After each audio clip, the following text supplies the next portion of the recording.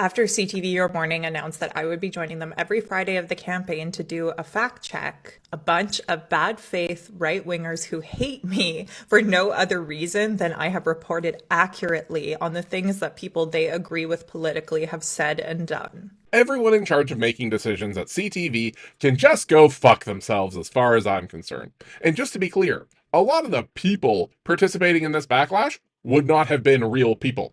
It's a thing called astroturfing. I have a couple of posts that have gotten crazy views. You know what has been one of the major factors in those elevated view counts?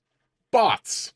Now, some of these might be flat out computer scripts running like AI model, blah, blah, blah, blah, blah, but a lot of them actually end up being humans from impoverished countries where political figures from Canada and the US and other countries dump amounts of money that may not seem a lot to us, but are a lot to them.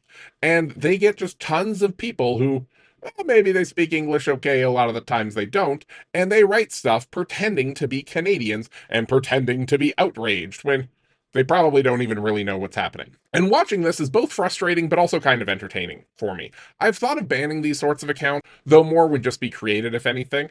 But the funny thing is that they say stupid things that are supposed to try and like dissuade people, but like people who watch my content, they generally already have pretty strong opinions. So when a bot says like "be here for Prime Minister," you get a bunch of people just being like, "No, you're dumb," and then TikTok decides to show more people my video. So it kind of works out for me, even if it's still not great. But it is really pathetic that whatever producer or executive or whoever at CTV would cancel their arrangement with Rachel just because of an outrage campaign that probably involved at most 30 real people and a whole lot of fake identities. They are also sending a message to the trolls. If you complain loudly and stomp your feet and make threats every time a pretty girl is smarter than you, then everyone else will cave. You see the same sort of crap happen all the time with people attacking AOC.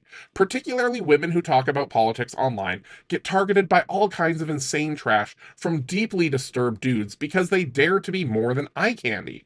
I may not have nearly as many followers as Rachel does, but I have had several posts get tens of thousands of views, and you know what I have never had? I've never had a single comment from some dude who needs to talk to a therapist telling me that they want to pluck out all my feathers or that they want to put things in my USB ports without my consent.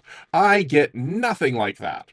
I roast the politicians that these people worship. All she does is report factually on the news, while these guys are hate fapping. So CTV, maybe prioritize your Canadian audience over fictional astroturfing.